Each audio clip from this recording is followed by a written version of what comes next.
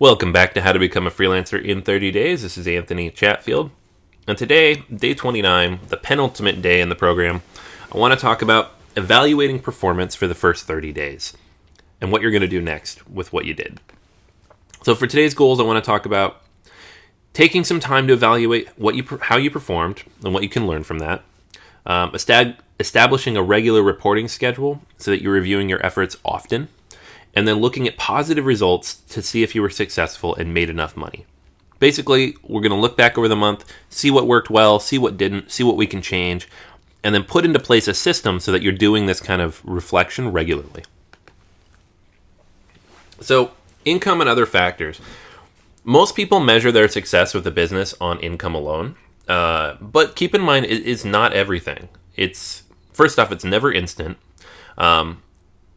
Something that I found very interesting when I got started that one of my mentors told me is that the IRS, when you start a new business, expects you to lose money 3 out of the first 5 years.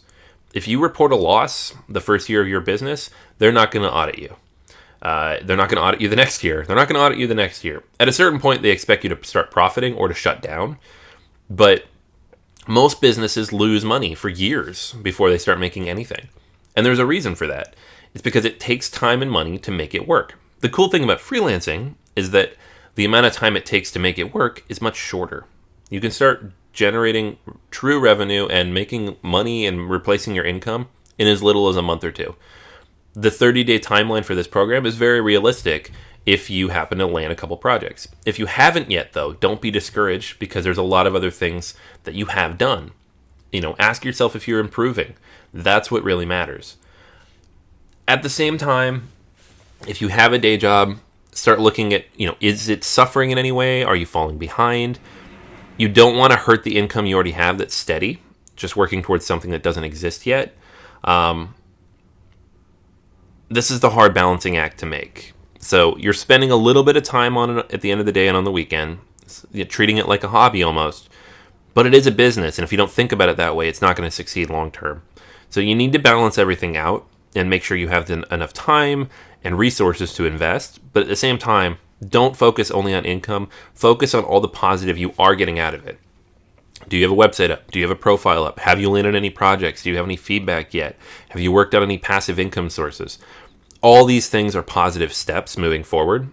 And even if the 30-day plan that we're doing here takes you 3 months instead of 1 month, that's 100% okay, especially if you have a full-time job and a family. Squeezing that in is not easy, and I completely understand that because I also have a full-time job and a family. So you want to make sure that you're doing everything in a way that is conducive to the results you're trying to generate. Progress and scalability. So to that end, regardless of where you are against the 30-day plan, have you made real progress since day 1 of this month? Think about that for just a second. If you've made progress at all since the first day of this program, then you have been successful. And don't be cynical. Don't think I'm being, patronizing you in any way. This is the truth because you've gone from not having done anything to generating whatever revenue you did generate and building out whatever resources and platforms you did. The key now is to look at what you accomplished, how much you got done, and seeing how you can scale on that for the next month. How can you build on what you've already done and continue to grow it, even if it's at that same pace? If you're operating at a half pace, how do you continue operating at that half pace? If you're operating at double pace, if you're watching this on day 14 and you're that far ahead, how can you ramp things up even faster and start generating revenue by the end of the first month, let alone the first year? And then what do you need to do to realistically do this full time?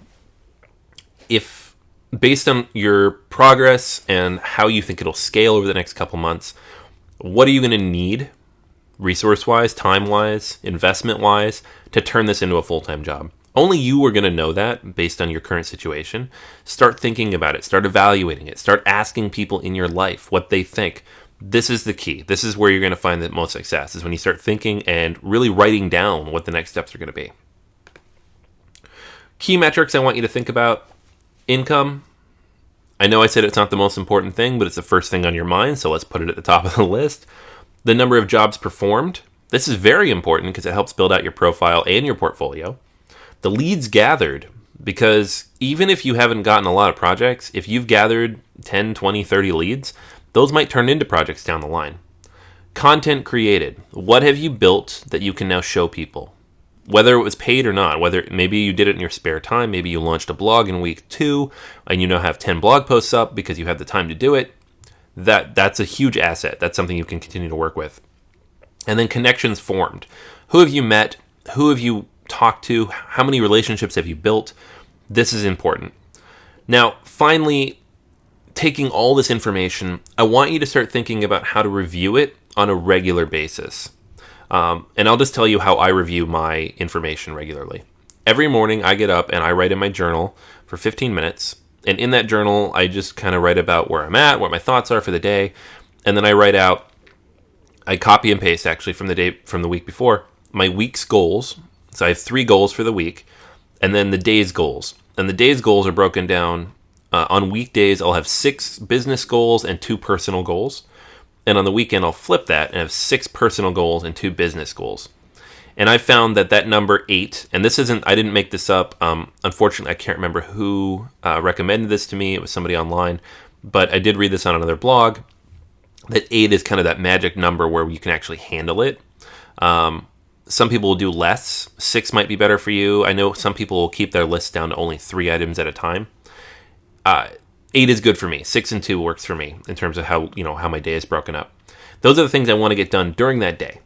And it helps me think about the day in advance, and it helps me kind of prepare for it. At the end of every day, I write down everything I did get done, including whatever was on that list and anything additional, just to end the day on a positive note. Once a week, I'll review those weekly goals to see if I met them. And once a month, I'll sit down and look and see where I'm at against my overall goals for the year.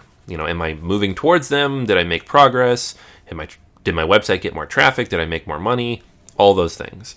So I want you to sit down at the very least and go through everything we talked about today at least once a month. Pick a day, spend an hour or 2 once a month going through all these key metrics, see how you performed, compare it to last month, compare it to when you started, and ideally you're seeing month-over-month progression, and that should be a positive note that'll help you kind of lead into the next month and set goals for the next month.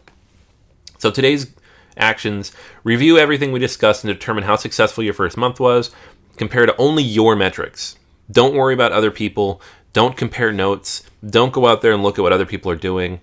I know I've told you how successful I was early. Don't think about that. I share that information because I want you to know that it's possible and to feel energized and motivated, but I don't want you comparing yourself to me because it's a different situation. I was a 22-year-old kid with no family.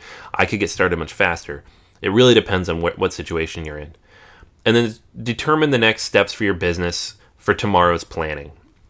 Tomorrow's the last day of this program. We're going to talk about how to plan for the next month and beyond, and then we're going to wrap things up. So start thinking today about what those next steps are going to involve, what you enjoyed about this month, what you didn't, and we'll take it from there. All right, so any questions or comments, please leave them below. If you haven't yet, please leave feedback on the program as a whole. I would love to read it.